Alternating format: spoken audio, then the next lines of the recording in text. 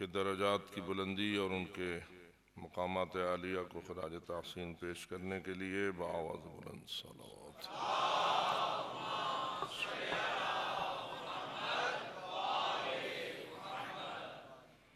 دشمنان دین، دشمنان اہل بیت، جنہوں نے ہمارے ملک کو بدامن کیا ہے، قتل و غارت اور ظلم و بربریت کو رواج دیا ہے، ان ملائین کی رسوائی و ناکامی اور ذلت و شلیے بآواز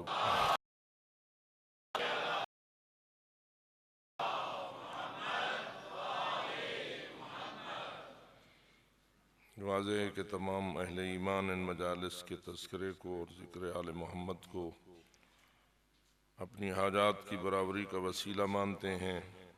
بہت سارے مریض ہیں جن کی شفا یابی کے لیے خصوصی دعاؤں کی اپیل کی جاتی ہے۔ ان سب مریضوں کی شفا یابی کے لیے بہت سارے بے اولاد ہیں جو اپنے لیے اولاد کی التجا رکھتے ہیں، ان کی آغوش کی آبادی کے لیے بہت سارے اور مشکلات دنیا کے شکار ہیں، ان کی مشکلات کی حلالی کے لیے بآواز بلند صلوات۔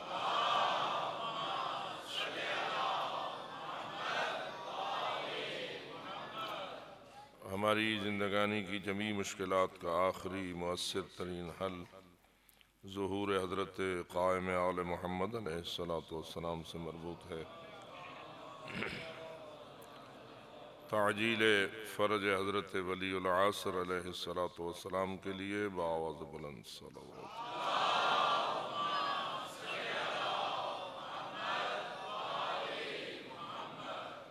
شب شہادت حضرت امام چہارم امام زین العابدین علیہ السلام ہے، اور اس عزاداری کے اصلی وارث حضرت امام زمان علیہ السلام ہیں۔ آپ کی بارگاہ میں تعزیت پیش کرنے کے لیے بآواز بلند صلوات۔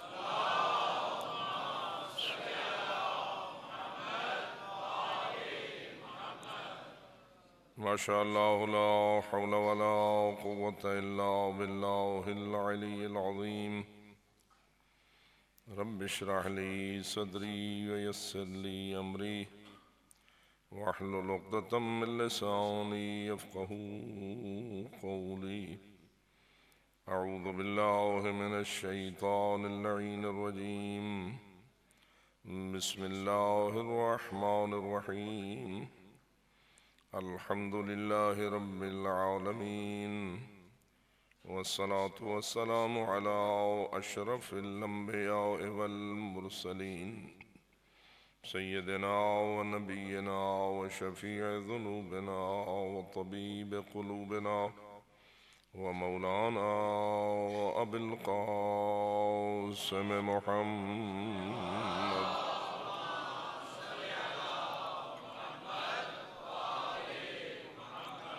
والصلاة والسلام على أهل بيته الطيبين الطاهرين المعصومين الغر الميامين المنتجبين المكرمين، الذين قال الله تعالى في حقهم: إنما يريد الله ليذهب عنكم الرجس أهل البيت وَيُطَهِّرَكُمْ تَطْهِيرًا۔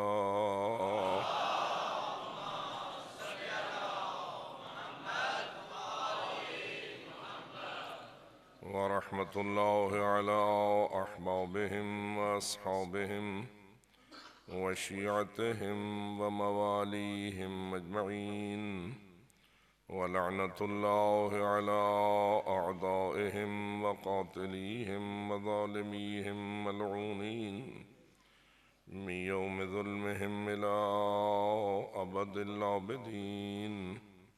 أما بعد، فقد قال الله تبارك وتعالى في كتابه المبين وخطابه المتين: بسم الله الرحمن الرحيم.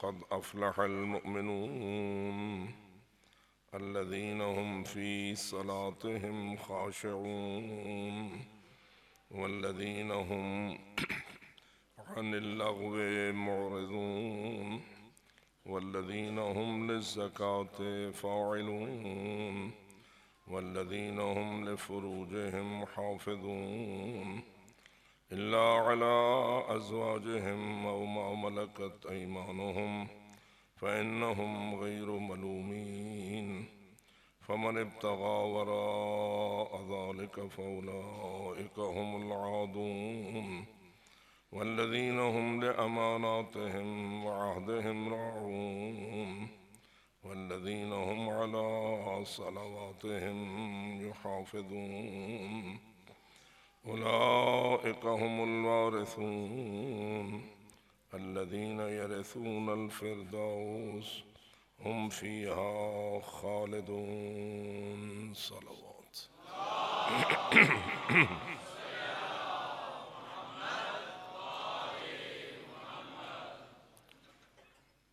شکر ہے اس رب کائنات کا جس نے ہمیں آزاداری مظلوم جیسی بے مثال نعمت سے نوازا ہے۔ اگرچہ کہ ہمارے محترم عابدی صاحب نے اپنے فرض کو ادا کیا، لیکن میری نظر میں جہاں انہیں اس منبر پر آنے والوں کا شکریہ ادا کرنا چاہیے، وہاں منبر پر آنے والوں کو ان منتظمین اور آپ سامعین کا بھی شکریہ ادا کرنا چاہیے، اس لیے کہ جو ذمہ داری اللہ نے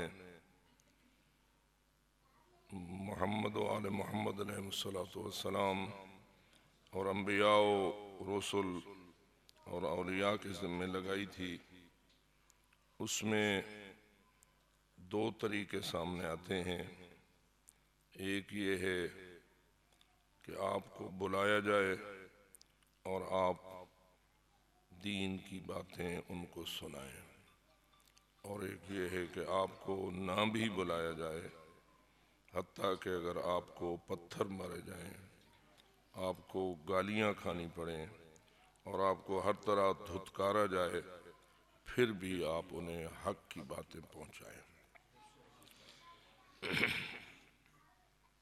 یہ تو آپ حضرات کا شکریہ ادا کرنا چاہیے کہ آپ نے ہمیں بڑے آسان اور باعزت طریقے کے ساتھ دین حق کی تبلیغ کے لیے مواقع فراہم کرنا شروع کر دیے ہیں، ورنہ دراصل تو حق یہ ہے کہ ہر قسم کی زحمات اور ہر قسم کی مشکلات کا مقابلہ کر کے بھی پیغام حسینیت کو ہر ایک کان تک پہنچایا جائے اور انہیں سمجھایا جائے کہ حسینیت کیا ہے اور یزیدیت کیا ہے۔ اس لیے میں اپنی بساط کی حد تک آپ سب کا شکر گزار ہوں اور اس امر پر آپ کا ممنون ہوں کہ آپ نے چند حروف حق سننے کے لیے اور ہمیں کہنے کے لیے موقع فراہم کیا ہے۔ خداوند منان ہمیں بھی حق ادا کرنے کی توفیق عطا فرمائے اور آپ سب کو بھی حق سننے کی توفیق عطا فرمائے۔ آج کل کے اس دور میں چونکہ حق کے ساتھ باطل کی آلائش کا زیادہ دور آ گیا ہے، اس لیے خالص حق پیش کرنا ہی مشکل ہو چکا ہوا ہے، اور پھر خالص حق کا سننے کا رواج بھی ختم ہوتا جا رہا ہے۔ اس لیے آپ سب حضرات قابل تعریف ہیں اور قابل تحسین ہیں کہ آپ بغیر ملاوٹ کے حق سننے کا ذہن لے کر تشریف لاتے ہیں۔ خداوند منان آپ کو اس سے بھی زیادہ حق سننے کی توفیق عطا فرمائے۔ جس طرح حق سننے کی توفیق دی ہے، اسی طرح حق کو ماننے کی توفیق عطا فرمائے، اور جس طرح حق پر ایمان لانے کی توفیق دی ہے، اسی طرح حق پر عمل کرنے کی توفیق عطا فرمائے۔ اپنی ان دعاؤں کی قبولیت کے لیے اور ہمارے شکریہ کی منظوری کے لیے بآواز بلند صلوات۔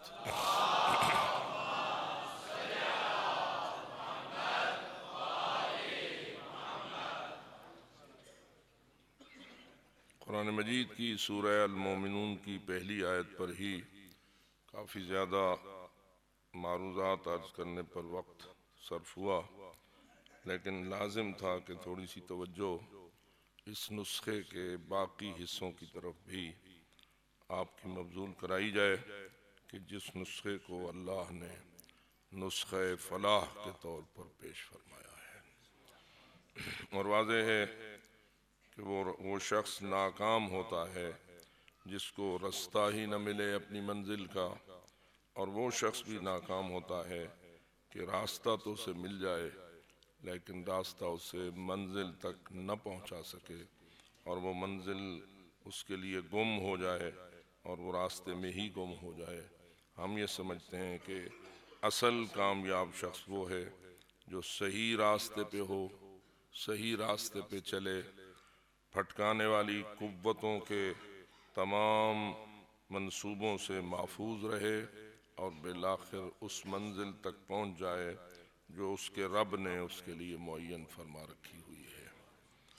اور چونکہ ہماری منزل دنیا نہیں ہے، ہماری منزل آخرت ہے، اور آخرت میں بھی ہماری منزل رضوان خدا کا مرکز جنت برین ہے، فردوس خداوندی ہے، اس لیے ہم اللہ کے ممنون احسان ہیں کہ اس نے ہمیں اس منزل تک پہنچنے والا نسخہ قرآن مجید میں مختلف اور متعدد آیات میں بیان فرمایا ہے۔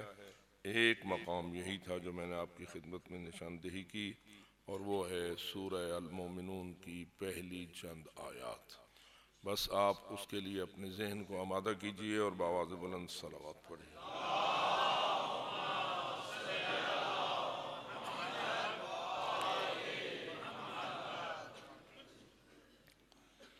فلاح، جسے قرآن مجید نے اس سورہ المومنون کی آخری آیت میں فردوس کا نام دیا ہے اور فرمایا ہے اولئک ھم الذین یرثون الفردوس، یہی وہ لوگ ہیں جو فردوس کے وارث ہوں گے، ہم فیہا خالدون، اور وہ اس فردوس میں چند دنوں کے لیے، چند مہینوں اور سالوں کے لیے نہیں جائیں گے، بلکہ وہاں وہ ہمیشہ کے لیے جائیں گے۔ جو فردوس تک پہنچنا چاہتا ہے اور فردوس میں ہمیشہ کی رہنے کے لیے دل میں نیت رکھتا ہے، وہ پرخلوص صلوات تلاوت فرمائے۔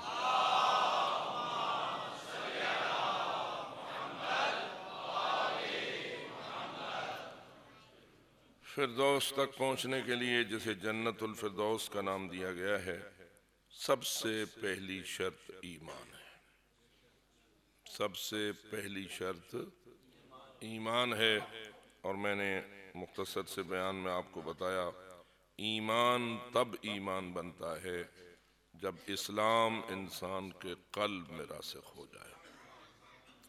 اگر زبان تک کلمہ اسلام یا اقرار اسلام رہے اور دل کی گہرائی میں وہ نہ پہنچے تو پھر وہ ایمان نہیں کہلا سکتا، اور اسی لیے رسول اکرم نے اس کو دوسرے انداز سے اس طرح تعبیر فرمایا کہ یا علی حبک ایمان، اے علی آپ کی محبت ایمان ہے، اس لیے کہ محبت علی ہی ایسی چیز ہے جو قلب کی گہرائی میں راسخ ہو سکتی ہے۔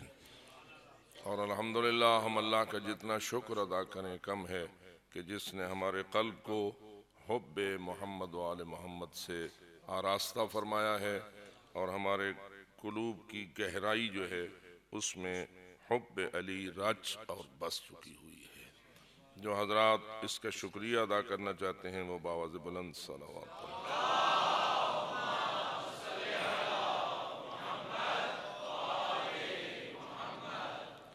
اور واضح ہے کہ حب آل محمد علیہ الصلوۃ کا ہمارے قلوب میں راسخ ہونا بغیر کسی وسیلے اور بغیر کسی سبب کے نہیں ہوا۔ یقیناً کوئی نہ کوئی وسائل ہیں، کوئی نہ کوئی اسباب ہیں، کوئی نہ کوئی ہمارے مہربان شخصیات ہیں کہ جن کی خدمات اور جن کے احسانات کے نتیجے میں یہ محبت آل محمد جیسا نور ہمارے قلوب میں راسخ ہوا ہے۔ کیا خیال ہے ان ہستیوں کا بھی شکریہ ادا کرنا چاہیے یا نہیں؟ حل جزاء الاحسان الا احسان کا بدلہ احسان ہوتا ہے۔ کیا خیال ہے، فقط والدین کا انسان کو شکریہ ادا کرنا چاہیے، یا ان تمام اساتذہ، ان تمام علماء، ان تمام محدثین، ان تمام مفسرین، ان تمام راویان احادیث محمد و آل محمد علیہ السلام کا بھی شکریہ ادا کرنا چاہیے، جنہوں نے گزشتہ ادوار کی سخت ترین مشکلوں سے گزر کر، حتیٰ کہ شہادتوں کے بستروں پہ سو کر ہمارے لیے نور ایمان کی تعلیمات کو منتقل فرمایا ہے۔ ہم جو کچھ آپ کے سامنے پیش کر سکتے ہیں، یہ ہمارا سینہ گزر تو نہیں ہوتا ہے، یقیناً یہ سب کچھ ان مہربانوں کی منتقل کردہ میراث ہے کہ جو انہوں نے ہم تک پہنچائی۔ کتنا عجیب ہے، ایک شخص نے آپ کے ایک امام کا جملہ سنا، لیکن اسے اس طرح محفوظ کیا کہ اب وہ کروڑوں انسانوں بلکہ اربوں انسانوں کی ہدایت کا وسیلہ بن گیا۔ اس زمانے میں میڈیا نہ تھا، اس زمانے میں اس قسم کے وسائل نہ تھے۔ ہو سکتا تھا کہ کوئی بندہ خلوت میں گیا ہو معصوم کی خدمت میں، اور اس نے کوئی بات پوچھی ہو، امام نے اسے جواب دیا ہو، بلکہ ایسے ماحول میں جواب دیا ہو جس ماحول میں جانا بھی مشکل تھا، پوچھنا بھی مشکل تھا، اور بتانا بھی مشکل تھا۔ شاید آپ کے علم میں ہے کہ جب نظر بندی کا زمانہ تھا ائمہ ہدیٰ علیہ السلام کا سامرہ کے علاقے میں، تو کچھ ایسے محسنین بھی تھے جو سبزی فروش کی شکل میں سب سر پر ایک ٹوکری سبزی کی اٹھائے ہوئے اس محلے میں جاتے تھے جہاں امام علیہ السلام نظر بند ہوتے تھے۔ ملاقات ممنوع ہوتی تھی، کسی کنیز یا غلام کے ذریعہ سبزی فروش جا کر اس کو اپنا سوال دیتا تھا، وہ امام کی خدمت میں ان کی وہ کنیز یا غلام سلام بھی پہنچاتا تھا، سوال بھی پہنچاتا تھا، جواب بھی لے کر آتا تھا۔ اگر ایسے طریقے سے جواب لے کر انہوں نے آپ تک پہنچایا ہے تو آپ فرمائیے ان کا کتنا بڑا احسان ہے۔ اور اسی طرح وہ ہستیاں بھی ہیں کہ جن میں شہید اول ہیں، شہید ثانی ہیں، شہید ثالث ہیں، اب تو ماشاءاللہ علماء کی شہادتوں کی قطاریں لگی ہوئی ہیں، لیکن وہ بھی تو ہیں نا جنہیں گرفتار کر لیا گیا، قید خانے میں انہوں نے اپنے علم اور اپنے حافظے کی بنیاد پر قلم اٹھایا اور 7 دن میں ایسی کتاب لکھی جو آج تک علماء کو مجتہد بنانے کا وسیلہ بنی ہوئی ہے۔ تو کیا ایسے علماء کرام اس لائق ہیں یا نہیں کہ ان کو سلام پیش کیا جائے، ان کے احسانات کی قدر کی جائے؟ لیکن مجھے پھر یہ جملہ دہرانا پڑتا ہے کہ کس قدر افسوس ہوتا ہے کہ ہمارے ممبر پر ایسے لوگ بھی قبول کر لیے جاتے ہیں جو ایسے علماء پہ تبرہ کرتے ہیں۔ تو اس لیے آپ حضرات کی بہت بڑی ذمہ داری ہے اس حوالے سے کہ آپ اس قسم کے علماء کو، جنہیں اسلام نے علماء سو کا نام دیا ہے، ان سے پرہیز کریں، اور جو علماء صالحین ہیں ان کو تلاش کریں، ان سے محبت کریں، ان سے عقیدت کریں، ان سے دین لینے کی کوشش کریں۔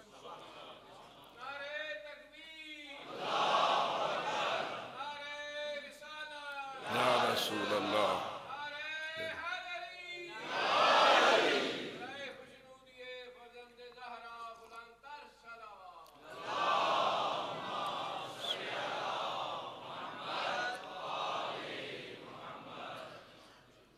تو عزیزان گرامی قدر، روایات میں یہ بات موجود ہے کہ روز محشر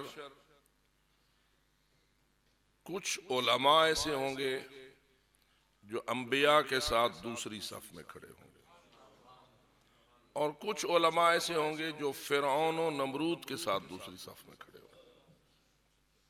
ادھر بھی علماء ہوں گے لیکن ان کا مقام انبیاء کے بعد دوسری صف میں ہوگا۔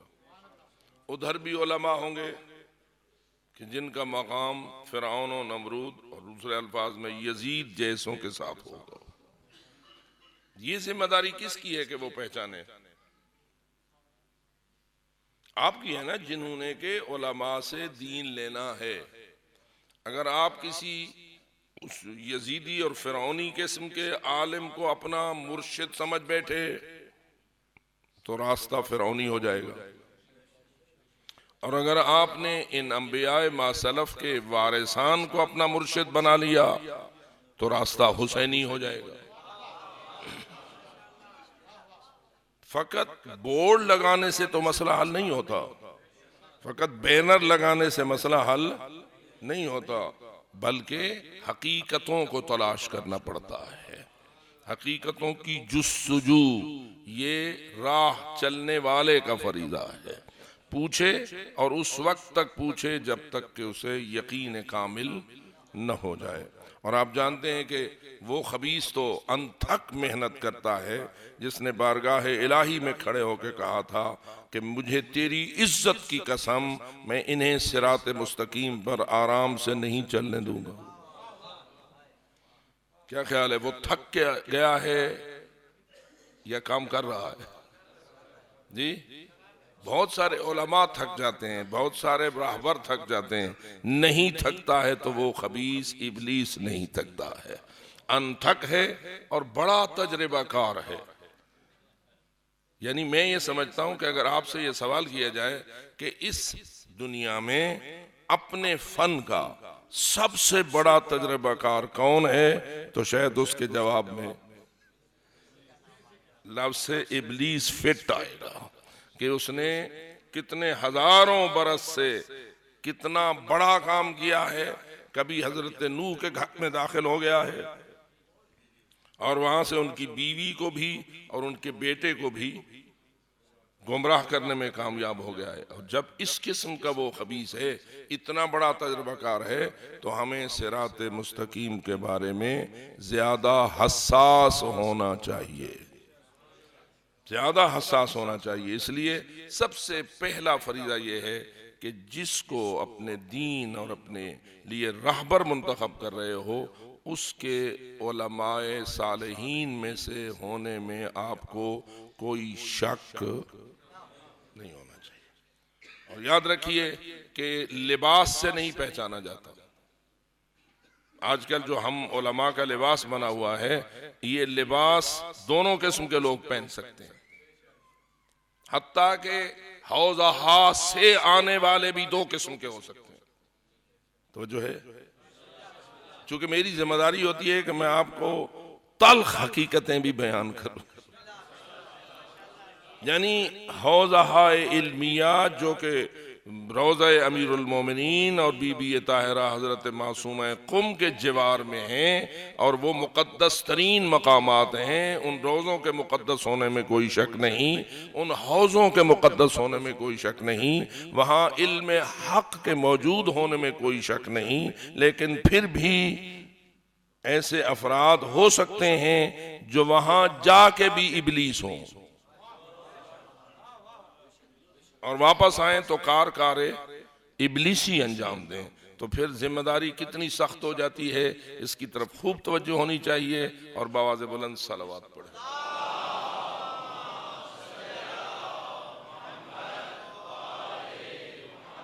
میں کبھی کبھی سادہ الفاظ سن لیتا ہوں، جی وہ بھی امام والا ہے، وہ بھی امام والا ہے، اساں کتھاں ونجوں،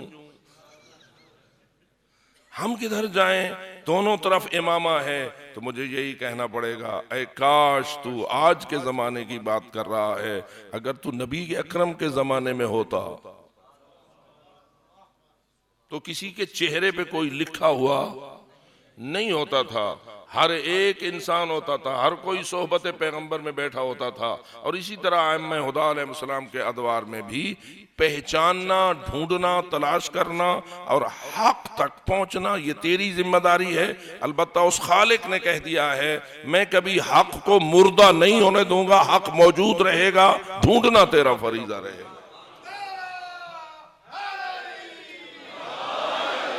اور اس وقت اگر ہمارے لیے بہت بڑا سہارا ہے تو اللہ کا کلام قرآن مجید ہے، اس لیے کہ قرآن میں اگر آیات متشابہات ہیں تو کوئی آیات محکمات بھی ہیں یا نہیں؟ تعداد محکمات کی زیادہ ہے یا متشابہات کی زیادہ ہے؟ محکمات کی تعداد زیادہ ہے، اور متشابہات کو بھی محکمات کی طرف پلٹانے کا حکم دیا گیا ہے۔ اگر کوئی آیت متشابہات تمہارے سامنے آئے یا کوئی حوالہ دے تو اس کا وہی معنی صحیح ہوگا جو آیت محکمات کے مطابق ہوگا، اور اگر محکم آیت کے خلاف متشابہ کا کوئی معنی کرے تو اس کو پلٹ دو اور کہہ دو کہ تو غلط کہہ رہا ہے۔ اللہ کی مراد کبھی غلط نہیں ہو سکتی، ایسا ہو نہیں سکتا ایک آیت میں کچھ اور کہے اور دوسری آیت میں کچھ، وہاں تو اختلاف کی کوئی گنجائش نہیں ہے۔ لہذا آیات متشابہات سے بھی مراد خداوندی وہی معنی ہے جو آیات محکمات میں ہے۔ اب ذرا غور کیجئے، یہ جو آیتیں میں آپ کے سامنے پڑھ رہا ہوں، قد افلح المؤمنون، مومن فلاح پا چکے ہیں، یہ متشابہ آیت ہے، سیدھی سادی بڑی بالکل واضح، یعنی ایسے پتہ چلتا ہے جیسے اردو پڑھ رہے ہیں جی، فقط قد لگا ہوا ہے، ورنہ افلح بھی آپ کے لیے کوئی مشکل نہیں ہے۔ مومنون کا لفظ تو آپ کا روزانہ کا ورد ہے، تو اس لیے فلاح پانا ہے، اس کی پہلی شرط کیا بننا ہے؟ مومن بننا ہے۔ اللہ پر ایمان ہوگا تو کام چلے گا، رسول اللہ پر ایمان ہوگا تو کام چلے گا، اور میں پہلے عرض کر چکا ہوں رسول اللہ پر جب ایمان ہوگا تو 100% ہوگا یا 99% ہوگا، اور جب 100% ایمان ہوگا تو من کنتم مولا خود درمیان میں آ جائے گا۔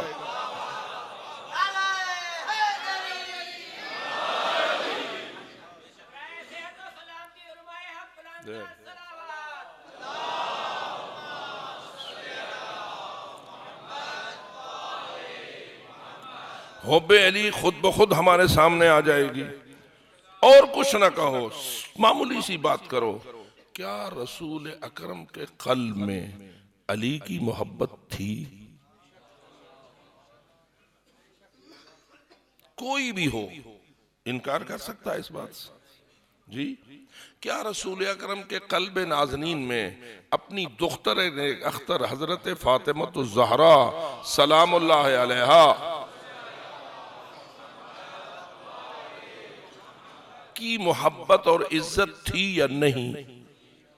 حسنین شریفین، میں حیران ہوتا ہوں، رسول اکرم اس بلند ترین مقام پر فائز ہونے کے باوجود حسنین سے ایسا سلوک کرتے ہیں کہ آج کل ہمارے بزرگان شاید اپنے بچوں سے ویسا سلوک کرتے ہوئے پریشان ہوتے ہوں کہ بھی بچے ہیں ہم کیسے کریں، یعنی کیا ممکن ہے کہ ایسے بن جائیں رسول کہ حسین حسن اوپر چڑھ جائیں اور حضرت رسول اکرم اس قسم کی بولی بولے جیسے اونٹ بولتا ہے؟ یہ کیا ہے؟ یہ فقط نانے اور نواسے کی محبت نہیں ہے، یہ دین کے بانی اور دین کے وارث کی محبت ہے۔ یہ سمجھانا ہے کہ میرے بعد میرے دین کے محافظ کون ہیں، میرے بعد میرے دین کے سچے اور سچے عالم کون ہیں، اور پھر کردار حسنین سلام اللہ علیہما کسی سے مخفی ہے کہ انہوں نے دین کے لیے کون سی قربانی نہیں دی۔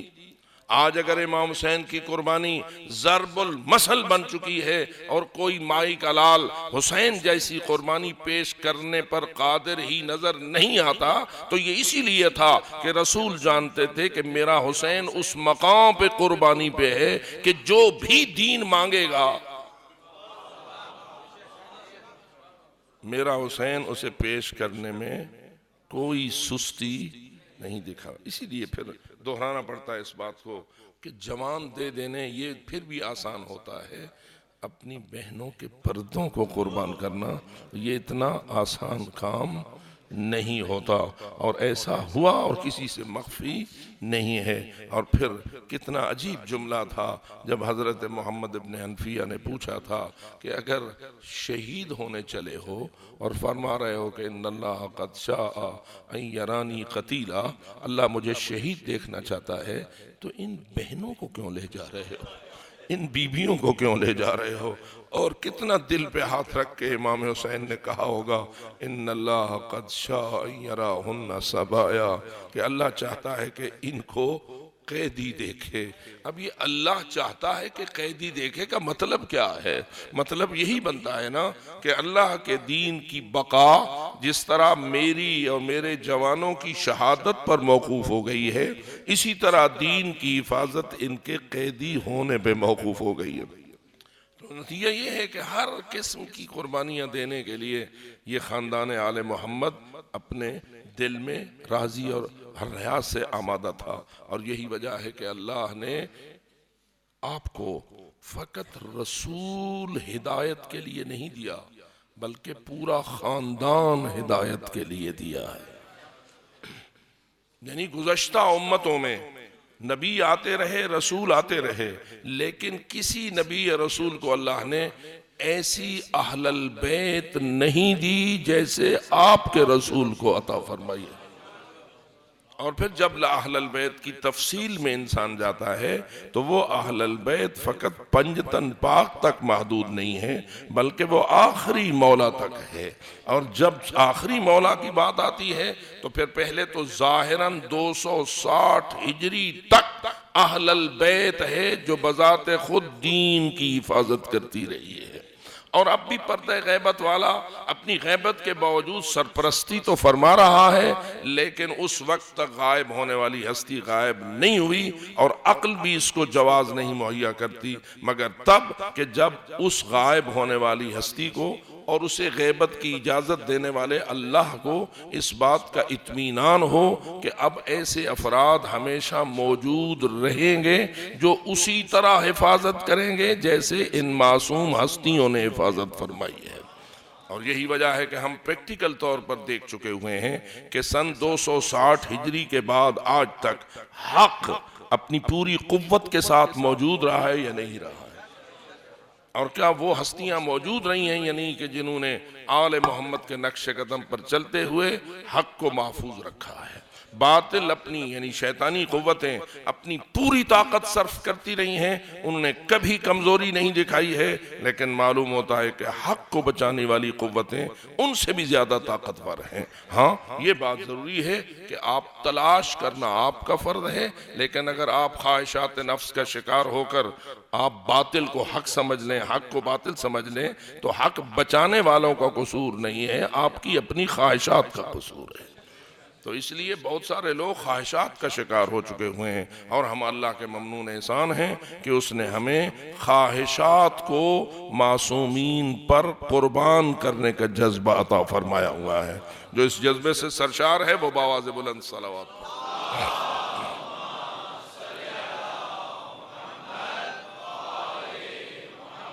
اور اس جذبے میں عزاداری کا کتنا حصہ ہے؟ یہ جو آپ کا حق پسندی کا جذبہ ہے اور خواہشات کو لتاڑنے اور اس کو پامال کرنے کا جذبہ ہے اور حق کے سامنے جھک جانے کا جذبہ ہے، اس جذبے میں عزاداری کا بھی کوئی حصہ ہے یا نہیں؟ جی بلکہ اگر کہوں جیسے فرما رہے ہیں کہ عزاداری ہی 100% اس انعام خداوندی کا وسیلہ بنی ہے، لہذا اس کو بھی دیکھ لیجئے کہ جو حق پر نہیں ہیں وہ سب سے زیادہ عزاداری کے کیوں دشمن ہیں؟ آخر ان کی باتوں کو آپ دیکھتے ہیں، ان کے مطالبات کو دیکھتے ہیں، ان کی کاوشوں کوششوں سازشوں سب کو آپ دیکھتے ہیں، انہوں نے سب سے اول نمبر پر کس چیز کو نشانے پہ رکھا ہوا ہے؟ جی عزاداری کو نشانے پہ رکھا ہوا ہے۔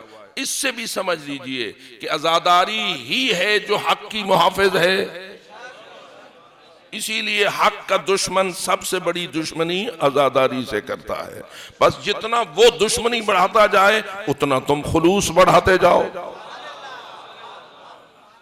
جتنا وہ اپنی دشمنی میں اضافہ کرتا جائے اتنا تم خلوص بڑھاتے جاؤ۔ اور اگر زمانہ بنی امیہ جیسا آ جائے، میری بات آپ سمجھ رہے ہیں یا نہیں؟ زمانے بدلتے ہیں یا نہیں؟ حالات ہمیشہ ایک جیسے نہیں ہوتے۔ آپ نے خود اپنی زندگی میں اول آخر کچھ تھوڑا سا دیکھا ہے، پاکستان بننے سے پہلے حالات کچھ اور تھے، پاکستان بننے کے بعد قریب میں حالات کچھ اور تھے، حالات پھر بدلتے چلے جا رہے ہیں اور معاملہ آگے بڑھتا جا رہا ہے۔ اسی لیے میں نے ویسے یہ جملہ کہہ دیا، اگر بنی امیہ جیسے حالات آ جائیں، ممکن تو ہوتا ہے یا نہیں؟ ممکن تو ہوتا ہے نا، فرض تو کیا جا سکتا ہے۔ اگر بنی امیہ جیسے حالات آ جائیں تو سیرت زین العابدین کو پڑھنا شروع کر دے۔ ائمہ ہدی علیہ الصلوۃ والسلام نے ہر قسم کے دور میں حق کو زندہ رکھا ہے۔ تو یہ زمانہ کون سا تھا جسے آپ بنی امیہ کا زمانہ کہتے ہیں؟ حضرت امام حسین علیہ السلام کی شہادت کے بعد سے لے کر بنی عباس کے اقتدار تک زیادہ عرصہ حضرت امام زین العابدین علیہ السلام کی امامت کا زمانہ ہے۔ اب ہمیں پھر یہ پڑھنا پڑے گا کہ اے سید زین العابدین، ایسے سخت ترین دور میں کہ جب حجاج ابن یوسف جیسے خونخوار درندے برسر اقتدار تھے، ایسے ماحول میں تیرے مولا نے حق کو کیسے زندہ رکھا؟ مومنین نے کیسے سید سجاد کے سائے تلے حق کو مانا، حق پہ عمل کیا اور حق کے لیے قربانیاں دی؟ اور وہاں پتہ چلتا ہے کہ وہ کیسی تربیت کا سسٹم تھا کہ جس میں خواتین بھی ایسے درندوں کو اپنے علمی دلائل کے ساتھ منہ بند کرنے پر مجبور کر دیا کرتی تھی۔ وہ تو واقعات تمہارے سامنے ہیں کہ پتہ نہیں، نہ کوئی ایسے آپ کے ہاں جیسے آج کل کا زمانہ ہے، نہ کوئی ویڈیو تھا، نہ کوئی آڈیو تھا، نہ کوئی کمپیوٹر تھا، کچھ بھی نہ تھا۔ ایک کمرے کی بات دوسرے کمرے کی طرف منتقل ہونا بھی مشکل ہوتی تھی، اور لوگوں پر کس قدر ظلم و بربریت کو انہوں نے مسلط کیا ہوا تھا۔ ایسے ماحول میں خواتین ہیں کہ جو گورنروں کی زبان کو بند کر دیتی ہیں اور علمی جوابات دیتی ہیں، ایسے علمی جوابات کہ آج ہم ان عورتوں کے کلام سے فیض حاصل کرتے ہیں۔ تو اس لیے میرے عزیز دوستو، ہمارے پاس ہر قسم کے حالات کا مقابلہ کرنے کے لیے سیرت طیبہ معصومین علیہ السلام موجود ہے۔ خداوند تعالی ہمیں اس سے نور حاصل کرنے کی توفیق عطا فرمائے۔ بہرحال میں آپ کو عرض کر رہا تھا کہ قرآن مجید حق ہے اور ہمارے لیے وہ بنیادی کتاب ہے کہ جس کو پشت کرنے کی کوئی گنجائش۔ لیکن پھر مجھے کہنا پڑتا ہے، بسا اوقات ہم دیکھتے ہیں کہ آپ کے بیان کرنے والے صراحتاً قرآن کے خلاف بولتے ہیں۔ ایک ہوتا ہے کہ چلو کوئی اشارہ کنایا ہو، صراحتاً اللہ کے کلام کے خلاف بولتے ہیں۔ اور پھر وہ لوگ کیسے اپنے آپ کو شیعان آل محمد کہتے ہیں جو ان کو بہت بڑی دادیں دیتے ہیں۔ کیا خیال ہے، داد دینے سے پڑھنے والے کی حوصلہ شکنی ہوتی ہے یا حوصلہ افزائی ہوتی ہے؟ اس کی تردید ہوتی ہے یا اس کی تائید ہوتی ہے؟ اس کا تعاون ہوتا ہے یا نہیں؟ آپ کا داد دینا بولنے والے کی حوصلہ افزائی کا باعث بنتا ہے، اس کی تائید شمار ہوتا ہے، اس کی پشت پناہی ہوتی ہے۔ میں سمجھتا ہوں پیسہ اتنا کام نہیں کرتا جتنا داد کام کرتی ہے۔ یہ آپ کے لفافے لوگوں کو اتنا اونچا نہیں لے جاتے جتنا آپ کی داد لوگوں کو اونچا لے جاتی ہے۔ تو کیا خیال ہے، داد دینے کے لیے بھی کوئی ضابطہ ہونا چاہیے یا نہیں؟ جی، کہاں داد دینی چاہیے، باطل پر یا حق پر؟ حق پر۔ اگر حق پر داد دو گے تو آپ کو اجر ملے گا، تعاونوا علی البر والتقوی ہوگا، اللہ آپ کو اس کی جزائے خیر عطا فرمائے گا۔ لیکن اگر کوئی خدا نہ خواستہ باطل کو داد دے گا، قرآن کے خلاف، سیدھا سری قرآن کے خلاف وہ بکواس کر رہا ہے اور نیچے سے اسے داد مل رہی ہے، تو ماننا پڑتا ہے کہ یہ داد دینے والے شیعہ نہیں، ان کا آل محمد سے کوئی تعلق۔ کیوں؟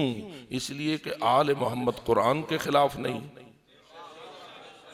اور قرآن یہ ہماری یعنی مذہب کی بنیاد ہے، اس حدیث پہ قائم کہ انی تارکن فیکم الثقلین کتاب اللہ وعطرتی اہل بیتی ما ان تمسکتم بہما لن تضلوا بعدی ابدا انہما لن یفترقا حتی یردا علی الحوض۔ اور میں اس میں کیوں نہ حوالہ دوں، آپ کو سب کو یاد ہوگا کہ جب حضرت امام خمینی رضوان اللہ تعالی علیہ جو دین اور دنیا دونوں میں عظیم لیڈر ثابت ہوئے، راہبر ثابت ہوئے، دین کی معرفت میں بھی کمال اور دنیا کی سیاست میں بھی کمال، اس منزل پہ پہنچے۔ اور جب وہ اس دنیا سے روانہ ہونے لگے تو انہوں نے ایک خصوصی وصیت نامہ لکھا، یاد ہے آپ کو؟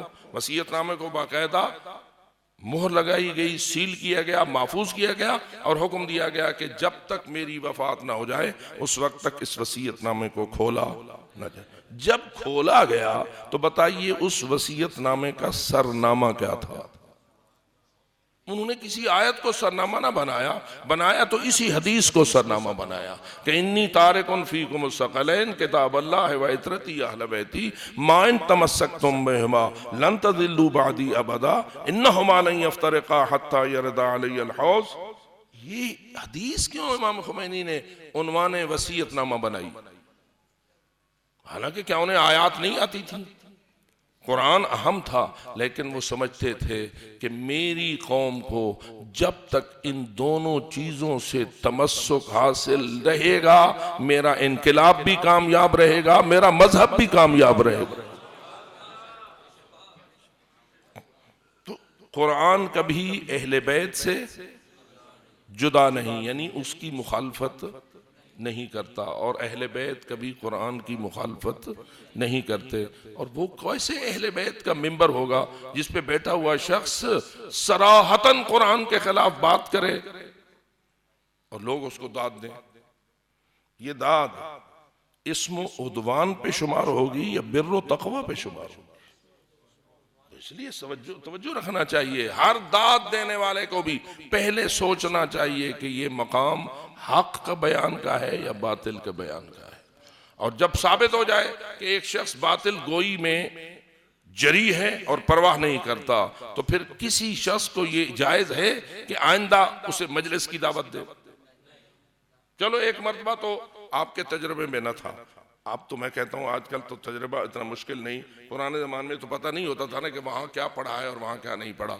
آج کل تو فیس بک کا زمانہ، جی آج کل تو اس کا ایک جملہ فوراً پوری دنیا میں پھیل جاتا ہے، تو پتہ چل جاتا ہے کہ فلاں شخص نے کہاں کہاں کیا باطل گوئی کی ہے۔ اور جب آپ کے سامنے واضح ہو جاتا ہے کہ یہ شخص باطل گوئی میں جری ہے تو پھر بتائیے عزا خانوں میں اس کو مجلس کے لیے بلانا کس شریعت میں جائز ہے؟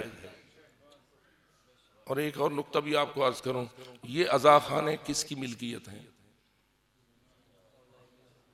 بولیے، آپ جتنے بیٹھے ہیں اس عزا خانے کے مالک ہیں؟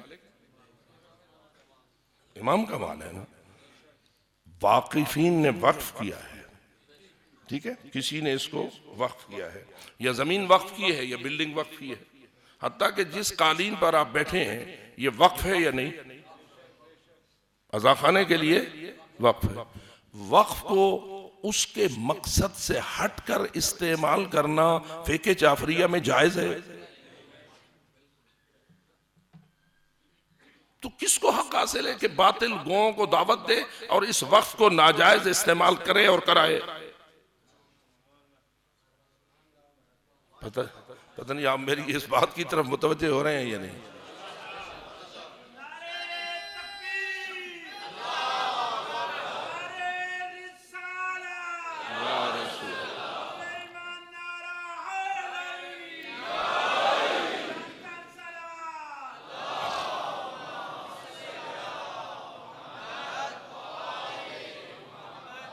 باطل گو کا پہلا قدم جب زمین وقف پہ ناجائز نیت لے کے پڑتا ہے وہیں سے اس کا گناہ شروع ہو جاتا ہے، اور جتنی دیر تک وہ اس وقف کے اندر باطل گوئی کرتا رہتا ہے خود بھی جہنم کا ایندھن بنتا رہتا ہے اور اپنے سامعین کو بھی اسی راستے پہ لگاتا رہتا ہے۔ کیا خیال ہے یہ معاملہ سخت ہے یا نہیں؟ تعاونوا علی البر والتقوی ولا تعاونوا علی الاسم والعدوان، یہ معاملہ آسان ہے یا سخت ہے؟ آج کل کے ماحول کے اعتبار سے سخت ہے، لہذا میں اس منبر یا تمام امام بارگاہوں کے متولیان اور ان کی انتظامیہ کو متوجہ کر رہا ہوں کہ خبردار اللہ کے وقفوں کو ناجائز استعمال نہ ہونے دو۔ یہ کوئی انجمن نہیں ہے، یہ کوئی سرکاری مال نہیں ہے، یہ کوئی کسی اور کا مال نہیں ہے، یہ مال امام علیہ السلام ہے۔ جب وقف ہو گیا تو الوقف للہ، کس کے لیے وقف ہو گیا؟ امام کے لیے وقف ہو گیا، یعنی امام کے دین و مذہب کی خدمت کے لیے وقف ہو گیا۔ اب اس میں ایک جملہ بھی ناجائز استعمال کرنا اور باطل گوئی کرنا کسی حوالے سے جائز نہ رہا۔ جب جائز نہ رہا تو کسی انتظامیہ کو کیا حاصل ہے کہ وہ ناجائز معاملات میں اپنے آپ کو پیش کرے؟ اس لیے معاملہ آسان نہیں ہے۔ اگر کسی انجمن کا صدر بننا ہے تو سوچ کے بنو، اگر ممبر بننا ہے تو خدمت کے اعتبار سے جتنا تمہیں اجر ملے گا کسی کو نہیں ملے گا، اس لیے کہ تم حق کی خدمت گزار ہو۔ جو کام کل سلمان نے کیا تھا، جو کام کل ابو ذر نے کیا تھا، جو کام کل بہلول نے کیا تھا، وہ کام تم کر رہے ہو بشرطے کہ شرائط کے اندر رہو۔ اور اگر اس سے تم ہٹ جاؤ گے تو معاملہ انتہائی سنگین ہو جائے گا۔ میرے خیال میں اتنا کافی ہے، بآواز بلند صلوات پڑھ۔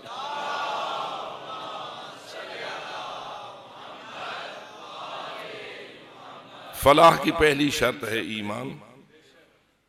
اس ایمان کی شرائط کہو یا اس ایمان کے اوصاف کہو، یعنی مومن کون ہوتا ہے؟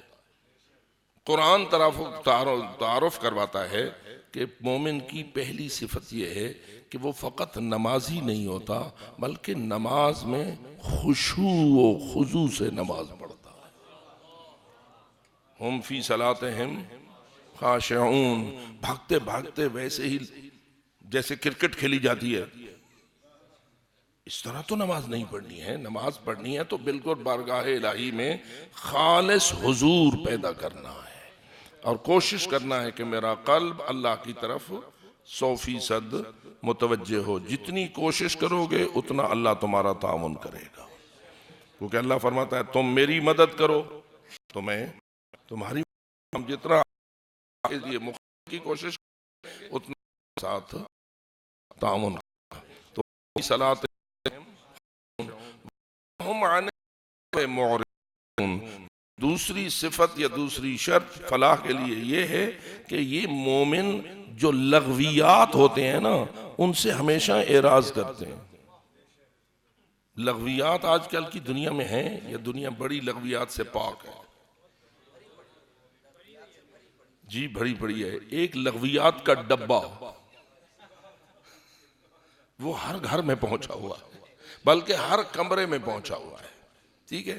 وہ ڈبہ بھی لغویات کا آلہ بن گیا ہے اور اس میں بہت سارے کام لغو ہوتے ہیں۔ لغو وہ ہوتا ہے کہ جس کا فائدہ نہ اللہ مانے، نہ رسول مانے، نہ امام مانے۔ جو کام وہ کرے وہ اللہ کے نزدیک بھی مفید شمار نہ ہو، رسول اکرم کے نزدیک بھی مفید شمار نہ ہو، اور مولا علی کے نزدیک اور ائمہ ہدیٰ کے نزدیک بھی وہ فضول کام ہو، ابھی فائدہ نہ ہو۔ میں ویسے پوچھ رہا ہوں، گانا بڑا مفید ہوتا ہے جی، گانا یہ اللہ کے نزدیک فائدہ مند چیز ہے، اور رسول اکرم کے نزدیک، آل رسول کے نزدیک، اور گانا سننا تو آپ خود غور کر دیجئے اس وقت یہ لغو کتنا پھیل چکا ہوا ہے۔ کتنے لوفر قسم کے نوجوان ہیں کہ جن کا ایک لمحہ بھی بغیر اس قسم کی آواز کے نہیں گزرتا۔ آلات ایسے آ گئے ہیں، کان میں لگائے ہوئے ہیں، اپنا کام بھی ہو رہا ہے، یہ لغو بھی سن رہے ہیں۔ توجہ رہو میرے محترم دوستو، میں تو فقط ایک مثال دے رہا ہوں، باقی ہزارہ مثالیں خود ڈھونڈیے اور تلاش کیجئے کہ ہمارے ہاں لغویات کتنی رائج ہو چکی ہیں، اور جنت جانے کے لیے ان لغویات سے اعراض کرنا مستحب ہے یا واجب ہے؟ جی واجب کبھی کوئی اوپر والا درجہ ہوتا ہے تو وہ ہے، اور جتنا ہم لغویات میں خود گم ہوتے جائیں گے اتنا ہمارا گھرانہ گم ہوتا جائے گا، ہمارے اولاد گم ہوتی جائے گی، ہمارے رشتہ دار عزیزان سارے گم ہوتے چلے جائیں گے۔ پھر نتیجہ کیا ہوگا؟ وہ اس لغو کے اتنے پکے عادی ہو جائیں گے کہ انہیں واپس نکالنا مشکل ہو جائے، کیونکہ یہ گندی عادت ہوتی ہے، اس قسم کی عادت ہے۔ جب تک خوف خدا نہ آئے، جب تک کہ توبہ کا وہ جذبہ پیدا نہ ہو جس نے کہ حر کو توبہ کرائی تھی، اس وقت تک وہ بندہ واپس نہیں آئے گا۔ تو اس لیے ابتدا میں ہی رکاوٹ ڈالنی چاہیے، یہ عادت پختہ ہونے کے بعد۔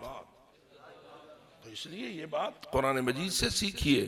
اب کوئی کہے جی نہیں جی گانا بڑا حلال ہے، یہ ہے وہ ہے فلان ہے، ہزار قسم کے بہانے بنا کے لائے اور ممبر حسینی کو استعمال کرے اور چکر بازی کرے۔ مجھے نہیں سمجھ آتی ہے کہ ان لوگوں کے چکروں میں مومن آ کیسے جاتے ہیں، اور اگر آ جاتے ہیں تو کیا مومن ہوتے ہیں یا نہیں؟ باواز بلند صلوات پڑھ۔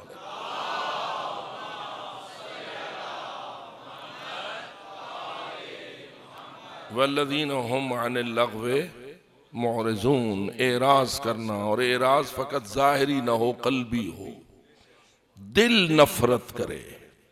قلب میں جب تک نفرت راسخ نہیں ہو جائے گی اس وقت تک اعراض اپنی حقیقت میں نہیں ہوگا۔ ظاہر میں اعراض ہو، باطن میں محبت ہو تو نہ ہوا نا اعراض، کیونکہ پھر بالآخر وہ جو باطنی محبت ہے وہ تجھے پھر لے آئے گی۔ تو اس لیے قلب میں ایسے ہی نفرت پیدا کر لغو سے جیسے تیرے دل میں یزیدیت سے نفرت ہے۔ کیا خیال ہے، یزیدیت سے پکی نفرت ہے یا نہیں؟ اب اگر شیطان آپ کو یزیدی بنانا چاہے تو آسانی سے بنا سکتا ہے؟ نہیں بنا سکتا۔ تو معلوم ہوا نفرتیں بھی اپنا کام کرتی ہیں، اور نفرتیں ہونی چاہیے۔ اگر یزید سے نفرت ہو تو یزیدیت سے بھی نفرت ہو، اور یزیدیت ہر اس برے کردار کو کہتے ہیں جس سے قرآن تجھے روکتا ہے۔ باواز بلند صلوات پڑھ۔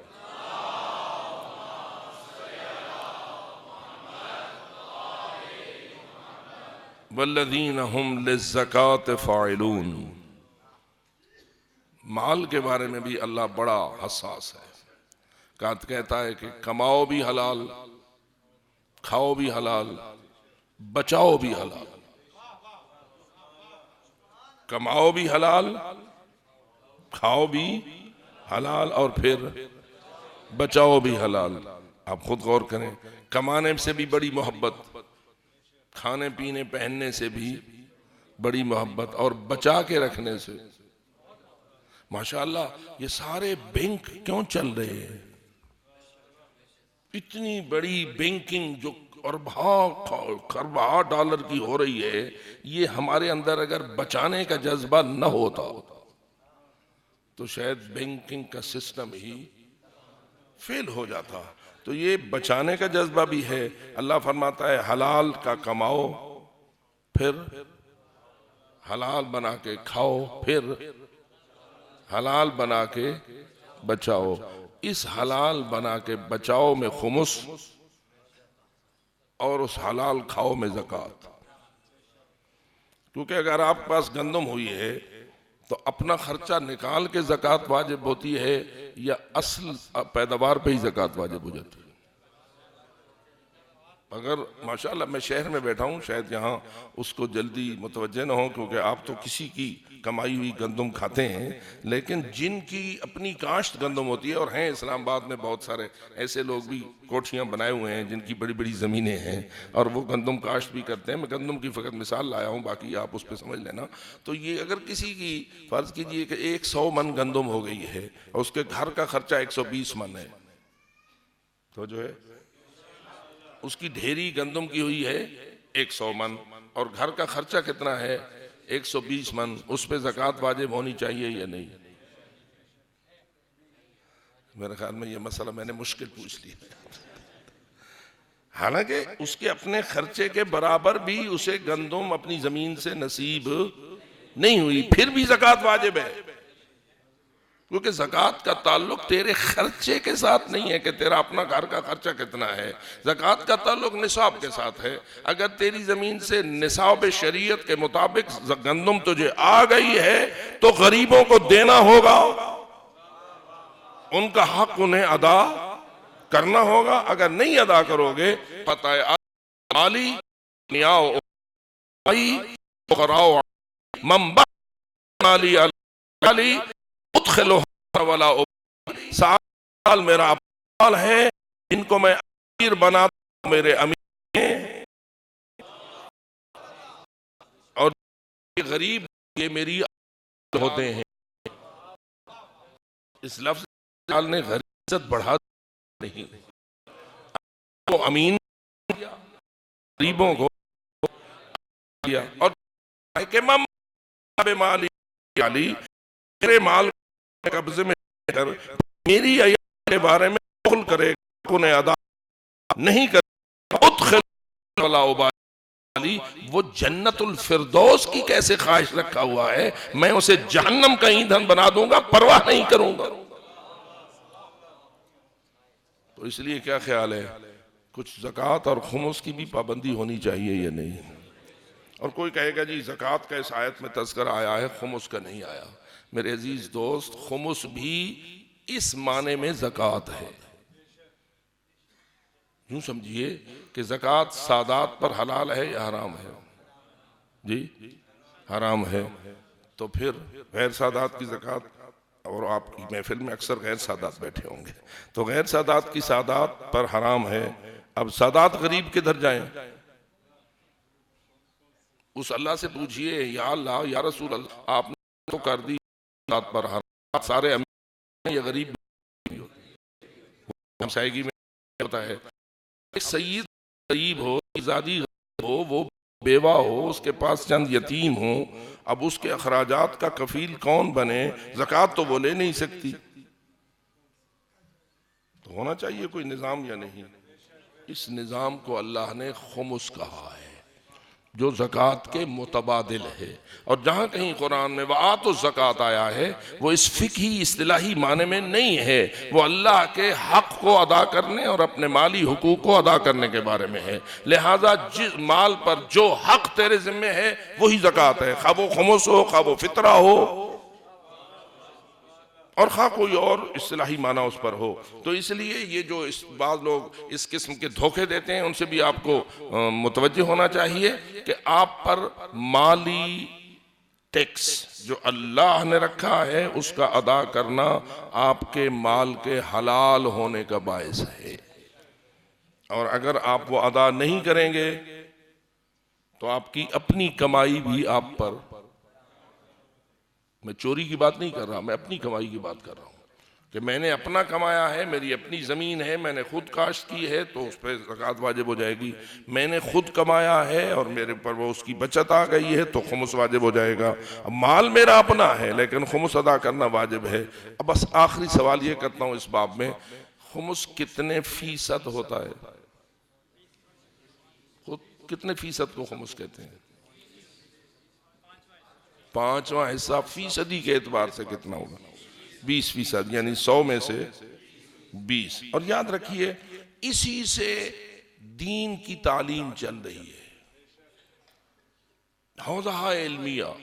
اگر کوئی خوئی بن گیا ہے تو اسی سے، اگر کوئی خمینی بن گیا ہے اسی سے، اگر کوئی حکیم محسن الحکیم طباطبائی بنا ہے تو اسی سے، اگر کوئی سیستانی بن گیا ہے، آج دیکھ رہے ہیں کہ پورے عالم میں آغا سیستانی کی تقلید اکثر اہل تشیع کر رہے ہیں، لیکن اگر آغا سیستانی سے پوچھئے کہ آپ زمینداروں کی اولاد تھے یا آپ کو علم پڑھتے ہوئے کس چیز نے تعاون کیا، تو جواز آئے گا کہ ہم تو اس مال سے پلے ہیں جو خمس کا مال امام کہلاتا ہے۔ یہ جو 20% ہوتا ہے اس میں سے 10% سادات غرباء کے لیے ہوتا ہے تو 10% امام کے لیے ہوتا ہے۔ امام کا مال کس پہ خرچ ہوتا ہے؟ علوم آل محمد کی تعلیم و تربیت پہ خرچ ہوتا ہے، اور انہی امور پر اکثر خرچ ہوتا ہے۔ حوضے سارے اسی سے چلتے ہیں، مدارس سارے اسی سے چلتے ہیں، تو کیا خیال ہے حوضے نہ ہوں تو مجالس آباد ہوں گی؟ جی یوں سمجھیے یہ حوزجات علمیہ اور یہ مدارس دینیہ دراصل وہ فیکٹریاں ہیں جو آپ کو عالم بنا کر دیتی ہیں، اور عالم کے ذریعہ مسجد آباد ہوتی ہے، عالم کے ذریعہ ممبر آباد ہوتا ہے، عالم کے ذریعہ ساری ذمہ داریاں دین کی پوری ہوتی ہیں۔ ہوں گے علماء، جیسے کہ آپ کے لیے ڈاکٹر ہونا ضروری ہیں، اسی سے زیادہ علماء کا ہونا بھی اور یاد رکھیے بجائے کہ آپ علماء کو اپنا ماریں اور جیب سے بٹور یہ بات کا بہانہ ہے، آپ کی طرف حق کو ادا تاکہ آپ یہ علماء سو پیدا ہوں بلکہ صالح جو دینیت ہے اس پوری امانت داری کے ساتھ کام کیا۔ آواز بلند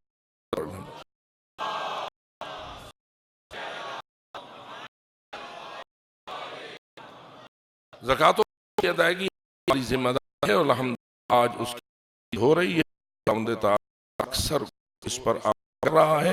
اس میں اگر کچھ ایسے عزیزان ہیں کہ اب تک زکوٰۃ کے پابند نہیں، میں نے مشورہ دیتا ہوں کہ وہ پابندی کو زکوٰۃ کو اپنے دل میں راسخ اور اس نیت کو عملی جامہ پہنانے کے لیے بآواز بلند صلوات پڑھ لیں۔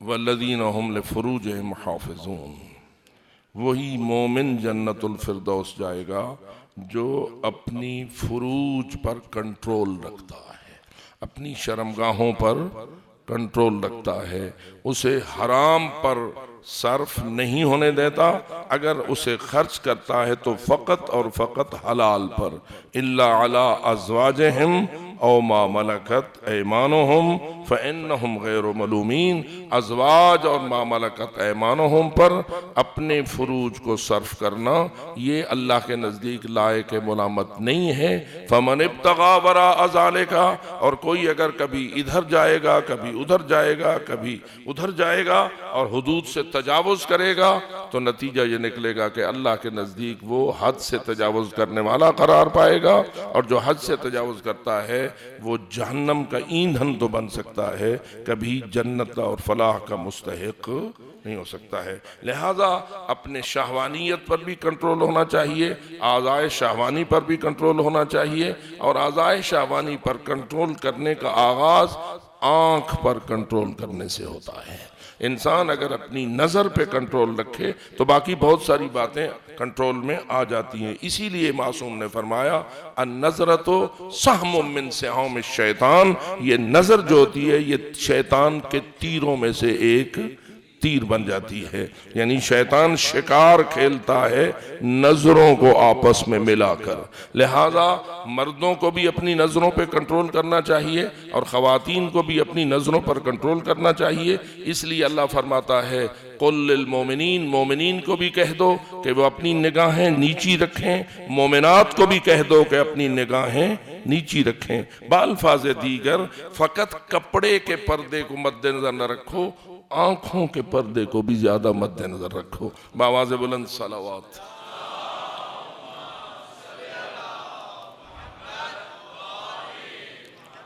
اس کے بعد اللہ فرماتا ہے والذین ہم لاماناتہم وعہدہم راعون، جو مومن جنت جانا چاہتے ہیں وہ امانتوں کی بھی وفا کرتے ہیں اور اپنے کیے ہوئے عہد و وعدے کو بھی پورا کرتے ہیں۔ وعدے کر کے توڑنا یہ مومنوں کی عادت نہیں ہوتی، امانتیں لے کے کھا جانا یہ بھی ان کا کردار نہیں ہوتا۔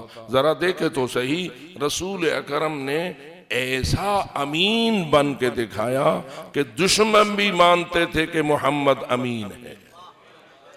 تو کیا خیال ہے، ماننے والوں کو بھی امین ہونا چاہیے یا نہیں؟ امانت ایک ایسی چیز ہے کہ جو فقط اپنوں کے لیے نہیں ہے، غیروں کے لیے بھی ہے۔ حتیٰ کہ اگر کوئی تیرے پاس کوئی بت بھی امانت کے لیے رکھ جائے تو تجھے اس کا بھی لحاظ کرنا پڑے گا۔ اور اسی لیے یاد رکھیے میرے محترم دوستو، امانت کے مسئلے میں، اور بہت ساری امانتیں ہمارے پاس ہوتی ہیں، بہت سارے عہد بھی ہمیں کرنے پڑتے ہیں، اور ہمیں عہد کی وفا اور امانتوں کی امانت داری کا پورا لحاظ ہونا چاہیے۔ جو جنت جانا چاہتا ہے وہ اس وفاداری کا عہد کرے اور بآواز بلند صلوات پڑھے۔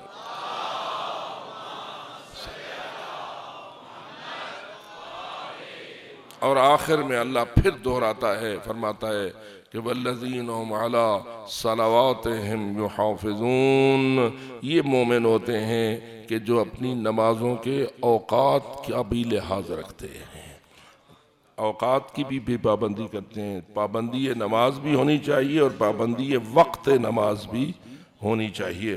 اور اسی لیے پہلے بھی ہم فی صلاتہم خاشعون سے شروع کیا ہے اور آخر میں بھی صلوات کی بات کر کے نماز پہ ختم کیا ہے۔ معلوم ہوتا ہے کہ جو جنت جانا چاہتا ہے اسے کیا ہونا چاہیے؟ جی، نمازی، نماز کا پابند، نماز میں خاشع، نماز کے احکام سے آگاہ، نماز کے حلال و حرام سے آگاہ، نماز کے واجبات و مستحبات سے آشنا، نہ فقط آشنا بلکہ اس کا عامل، اس پر عمل کرنے والا، اس کی پابندی کرنے والا۔ اور میں مشورہ دیتا ہوں کہ آپ مجالس والے جو ہیں کچھ تھوڑا سا وقت احکام شریعت کے سننے کے لیے بھی نکالا کریں۔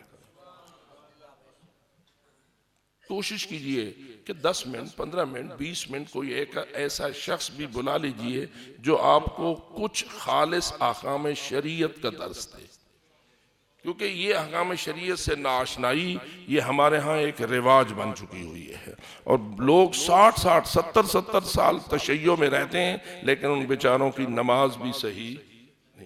اب قبلہ صاحب سے پوچھ لیں، ہر سال حج کے شرف سے مشرف ہوتے ہیں اور ان کے ساتھ جتنے حاجی مرد اور عورتیں تشریف لے جاتی ہیں ان میں سے کتنے فیصد لوگوں کی نماز صحیح ہوتی ہے؟ اور اگر نماز صحیح نہ ہوگی تو پھر کیا کرو گے؟ تمہارا حج کیا ہوگا؟ تمہاری نماز طواف کا کیا ہوگا؟ اور جس کی نماز طواف غلط ہوگی اس کی بیوی اس پر کیسے حلال ہوگی؟ تو بڑی مشکل صورتحال ہے، اور اس لیے میں یہ چاہتا ہوں کہ آپ اپنی آئندہ نسلوں کی تربیت کا خصوصی انتظام فرمائیں۔ ہمارے اگر بزرگان ایسا نظام قائم نہ کر سکے تو وہ ان کی شاید مجبوری ہوگی یا کوتاہی ہوگی، لیکن ہمیں اپنی آئندہ نسلوں کے لیے کم از کم یہ تو یقین ہونا چاہیے کہ بچپن میں ہی 7 سال کی عمر سے ہی میرے بیٹے اور بیٹی کی نماز صحیح ہو چکی ہوئی ہے، اس کی قرات بھی صحیح ہے اور اس کی نماز بھی صحیح ہے۔ کیا خیال ہے؟ یہ میرا مشورہ مناسب ہے یا نہیں؟ امام بارگاہیں اس مقصد کے لیے استعمال کرنا جائز ہیں یا نہیں؟ مساجد کو اس مقصد کے لیے استعمال کرنا جائز ہے یا نہیں؟ اس مقصد پر اپنے اللہ کی دی ہوئی روزی کو خرچ کرنا۔ آپ جتنے مدارس سکولوں میں پڑھاتے ہیں، کالجوں میں پڑھاتے ہیں، پتہ نہیں کتنی ڈگریاں اپنی بچوں کو دلواتے ہیں، اور ایک ڈگری پر شاید مجموعی طور پر خرچ دیکھا جائے تو کروڑوں تک پہنچتا ہے۔ ایک بچے پر بھی آپ کا خرچہ 1 کروڑ تک پہنچ سکتا ہے، لیکن 1 کروڑ خرچ کرتے ہو اس کی اس ڈگری کے لیے جس کا تعلق دنیا کے ساتھ ہے، چند ٹکے خرچ نہیں کرتے ہو اس کی آخرت کے لیے، جبکہ یہ فریضہ ہے۔ اور بسا اوقات روایات میں یہ بات موجود ہے کہ کچھ بچوں کو ان کی بدکرداری کی وجہ سے جہنم جانے کا حکم ہوگا اور وہ رک جائیں گے اور وہ کہیں گے اے اللہ ان کو بھی تو جہنم بھیج جو ہمارے جہنمی ہونے کا باعث بن گئے۔ تو سوال ہوگا تمہاری مراد کن سے ہے؟ تو جواب آئے گا ہمارے والدین۔ بیٹے کہہ رہے ہیں، اولاد کہہ رہی ہے کہ ہمارے والدین کو ہمارے ساتھ جہنم بھیجو۔ کیوں؟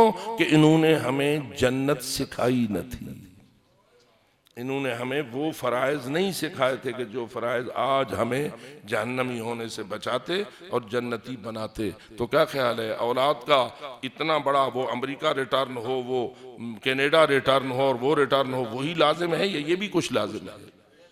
تو اگر لازم ہے تو کم از کم ان کی نماز تو صحیح ہونی چاہیے، ان کی قرات تو صحیح ہونی چاہیے۔ جو اس پہ خرچ کرنا جائز سمجھتا ہے بآواز بلند صلوات پڑھے۔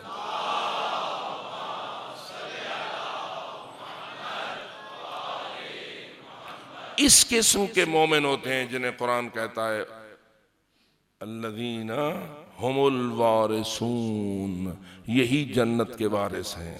یرثون الفردوس، جنت ایسوں کی عاشق ہوتی ہے اور منتظر ہوتی ہے کہ میرے سربراہ آئیں اور میں ان کی خدمت کے لیے اپنے آپ کو پیش کر دوں۔ جو علی ولی کی جنت میں رعایا بننا چاہتا ہے بآواز بلند صلوات پڑھیں۔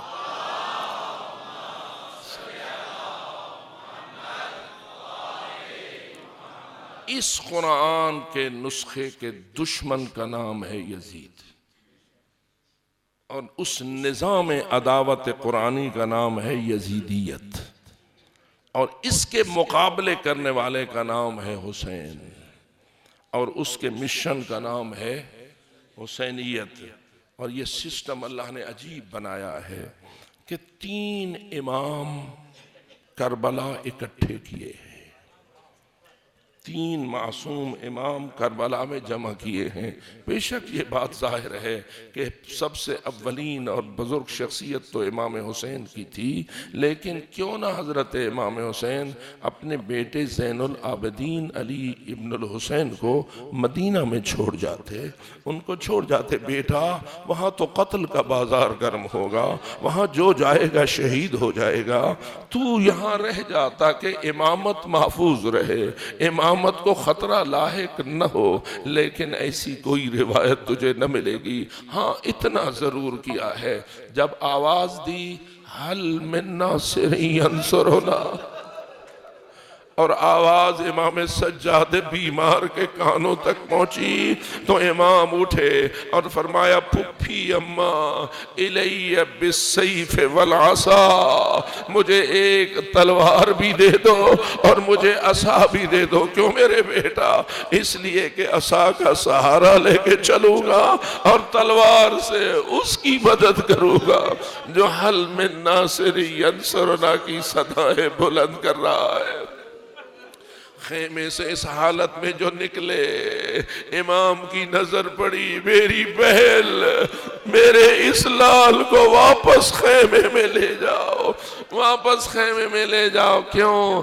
ان کا میدان جہاد کچھ اور ہے، ان کا میدان قتال کچھ اور ہے، اور یہی وجہ ہے عزیزو، یہ کہنا پڑتا ہے اے ابو الفضل العباس، آپ نے دین کے لیے بڑی قربانی دی، لیکن آپ کی قربانی اس مقام کی قربانی نہیں جو سید سجاد کو دینا پڑی ہے۔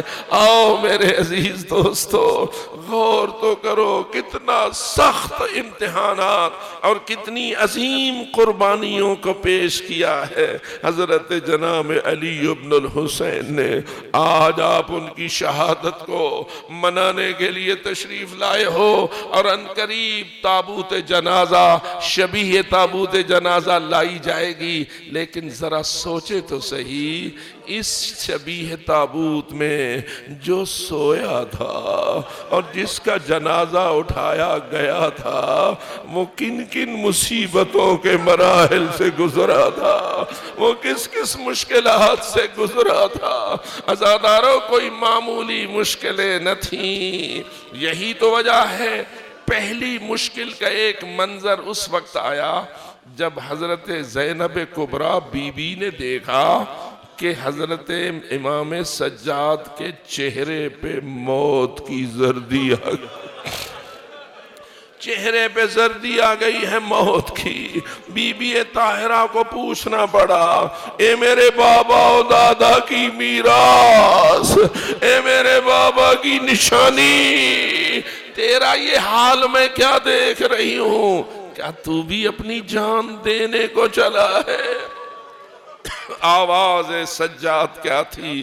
پھپھی اماں میرا یہ حال کیوں نہ ہو، یہ میں کیا دیکھ رہا ہوں؟ سارے اس طرح میدان کربلا میں لاشیں پڑے ہیں جیسے منی میں قربانیاں پڑی ہوتی ہیں، اور مجھے اتنی اجازت نہیں دی جاتی کہ میں ان کو سپرد خاک تو کر سکوں۔ بحیثیت ایک بیٹے کے جائزہ لیجئے، اگر میں بیٹا ہوں، میرا باپ فوت ہو جائے اور مجھے اس کے جنازے کو دفن کرنے کی اجازت ہے، اور میں اس جنازے کو دھوپ پہ دیکھتا ہوا روتا ہوا چلا جاؤں، تو بتا میرے جگر کا کیا حال ہوگا۔ لیکن میرے والد کا مقام کچھ اور ہے، سجاد کے بل کچھ اور ہے۔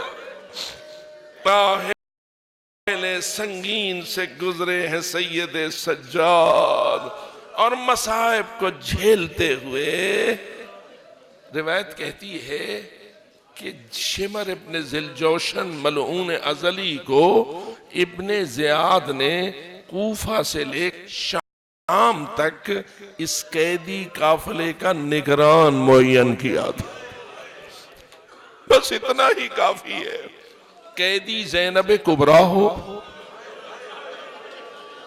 قیدی بی بی ام کلثوم ہو، قیدی فاطمہ بنت الحسین ہو، قیدی سکینہ بنت الحسین ہو، قیدی اصغر کی ماں ام رباب ہو، قیدی بیویاں اس شان کی مالک ہوں اور ان کا داروغہ اور نگران شمر جیسا سنگ دل ہو، شمر جیسا خبیث شخص ہو۔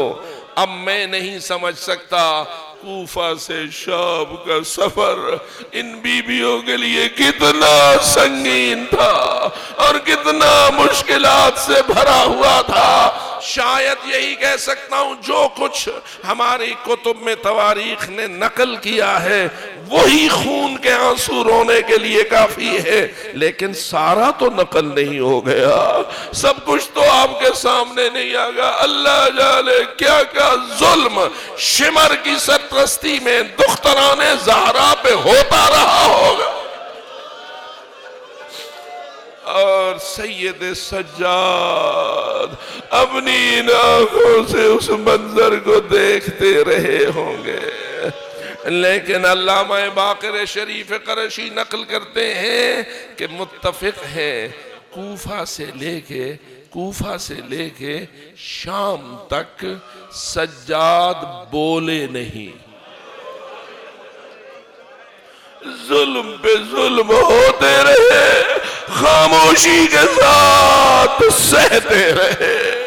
میں پوچھتا ہوں آخر بندہ کچھ بول کے اپنے دل کے غم کو ہلکا کر لیتا ہے، فطرت بشر ہے، کسی کو ستایا جائے وہ چیخ کے چلا کے ہائے کر کے دعائی کر کے کچھ کہہ کے اپنے غم کو ہلکا کرتا ہے۔ ہائے سجاد، ہائے میرے مولا زین العابدین، آپ نے ان مصیبتوں کو کیسے برداشت کیا؟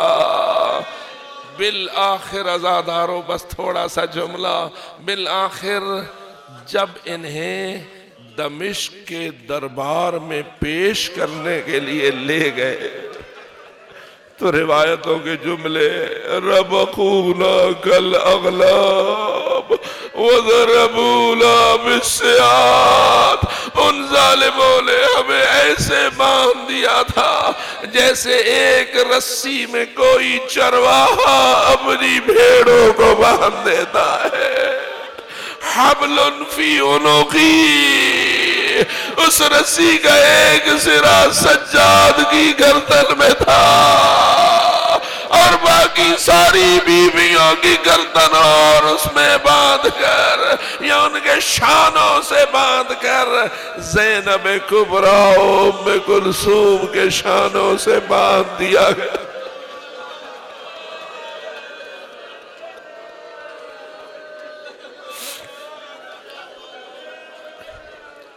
اور جب چلنے میں معمولی سی سستی ہوتی تھی تو ضربونا بالسیاط، ہمارے اوپر تعزیہ۔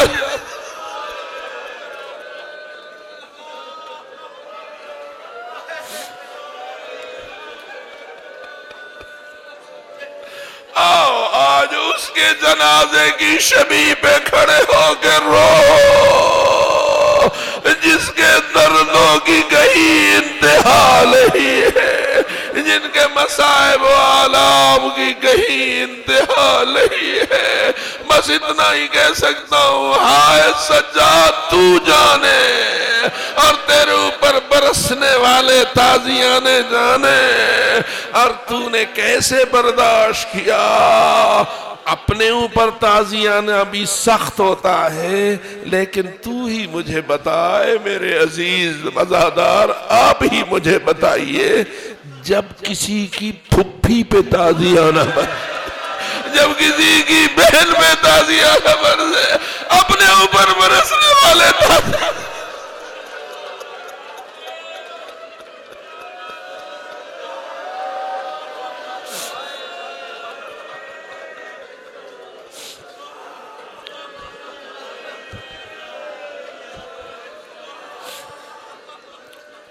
مصائب کے پہاڑ ہیں جن میں ہے آل رسول، مصائب کے پہاڑ ہیں جن سے گزری ہے آل بطول۔ اب پوچھ کیوں روتے تھے سید سجاد؟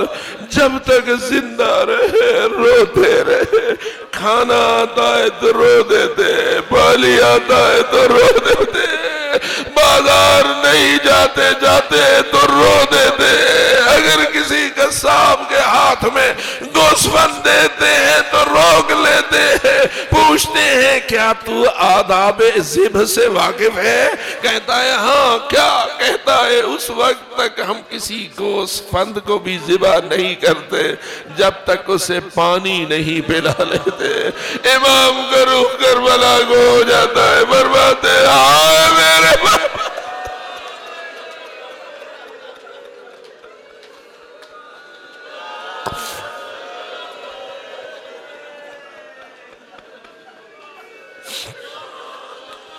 پینتیس سال مسلسل مصائب پہ روا ہے سید سجاد، لیکن اس رونے میں بھی ہدایت تھی، اس گریے میں بھی ہدایت کا راز مضمر تھا۔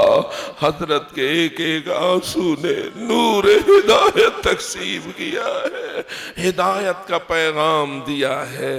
اور یہی وجہ ہے جب ولید ابن عبد الملک اموی خبیث برسر اقتدار آیا ہے تو یہ کہتا ہے میں برداشت نہیں کر سکتا کہ میں زندہ ہوں اور علی ابن الحسین بھی زندہ رہے۔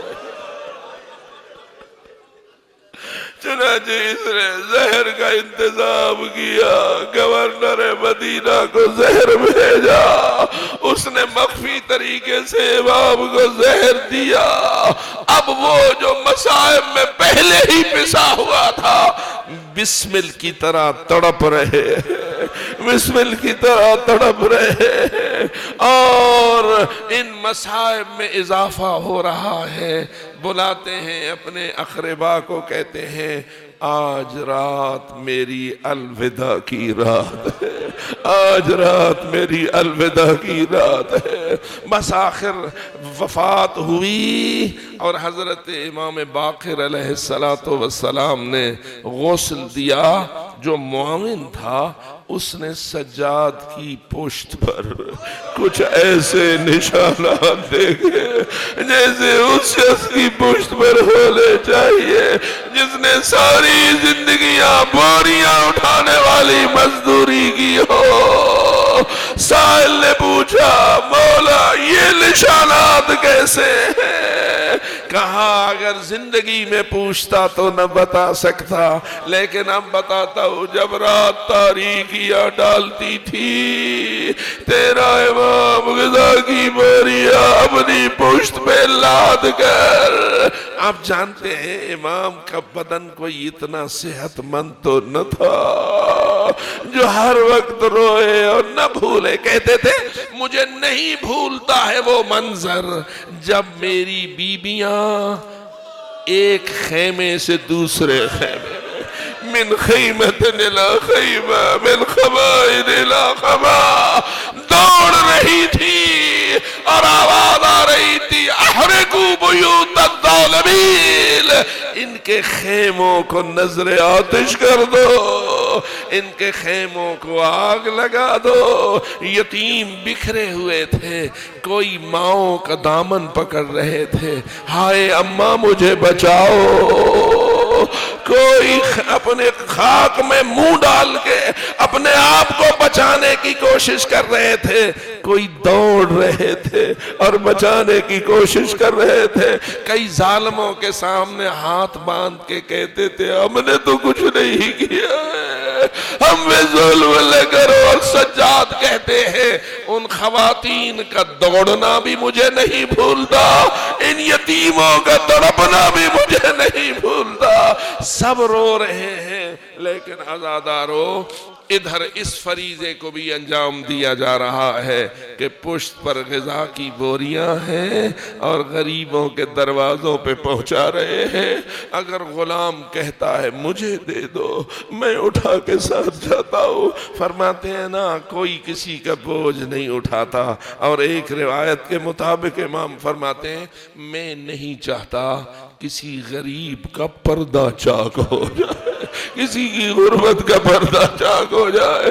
عزادارو بس آؤ سوچو، یہ وہ امام ہے جس کو زہر نے اس مقام پہ پہنچایا، جنازہ تیار ہوا، لے چلے ادھر جدھر امام حسن کی قبر تھی۔